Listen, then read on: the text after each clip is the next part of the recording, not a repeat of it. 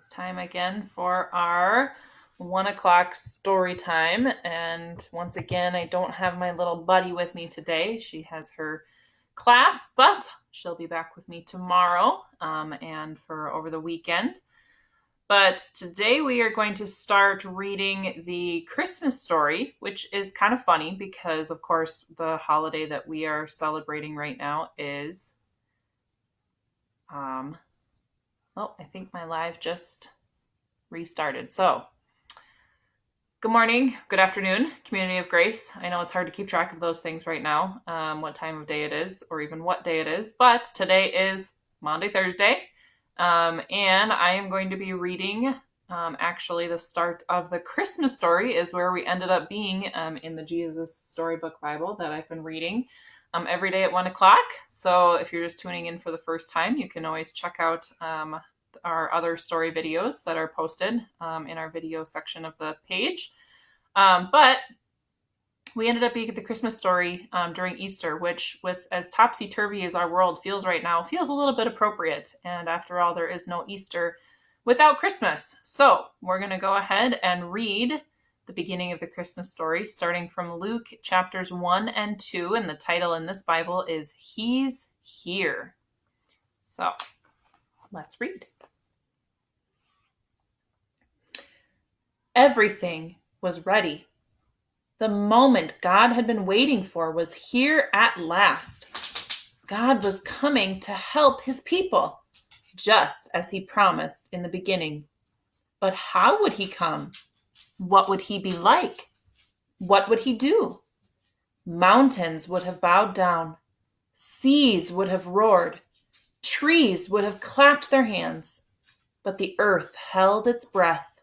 As silent as snow falling, he came in. And when no one was looking, in the darkness, he came.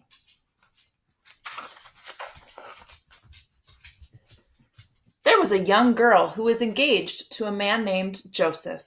Joseph was the great grandson of King David. One morning, this girl was minding her own business when, suddenly, a great warrior of light appeared right there in her bedroom. He was Gabriel, and he was an angel, a special messenger from heaven. When she saw the tall, shining man standing there, Mary was frightened. "You don't need to be scared," Gabriel said. "God is very happy with you." Mary looked around to see if perhaps he was talking to someone else. "Mary," Gabriel said, and he laughed with such gladness that Mary's eyes filled with sudden tears. "Mary, you're going to have a baby, a little boy. You will call him Jesus. He is God's own son. He's the one. He's the rescuer. The God who flung planets into space and kept them whirling around and around. The God who made the universe with just a word. The one who could do anything at all was making himself small and coming down as a baby." Wait, God was sending a baby to rescue the world? "But it's too wonderful," Mary said, and felt her heart beating hard. "How can it be true?" "Is anything too wonderful for God?" Gabriel asked. So Mary trusted God more than what her eyes could see, and she believed. "I am God's servant," she said. "Whatever God says, I will do." Sure enough, it was just as the angel had said. 9 months later, Mary was almost ready to have her baby. Now, Mary and Joseph had to take a trip to Bethlehem, the town King David was from.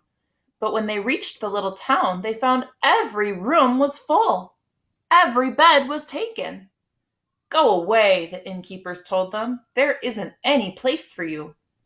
Where would they stay? Soon Mary's baby would come. They couldn't find anywhere except an old, tumble-down stable. So they stayed where the cows and the donkeys and the horses stayed. And there, in the stable, amongst the chickens and the donkeys and the cows, in the quiet of the night, God gave the world his wonderful gift. The baby that would change the world was born. his baby son. Mary and Joseph wrapped him up to keep him warm. They made a soft bed of straw and used the animal's feeding trough as his cradle. And they gazed in wonder at God's great gift, wrapped in swaddling clothes and lying in a manger. Mary and Joseph named him Jesus, Emmanuel, which means God has come to live with us. Because, of course, he had. And that's where we're going to stop our retelling of the Christmas story for today. It will continue tomorrow, I think, with talking more about the shepherds. And it's kind of fun to be reviewing the Christmas story as, of course, we are all right now remembering the Easter story. And these stories are both wonderfully, wonderfully connected.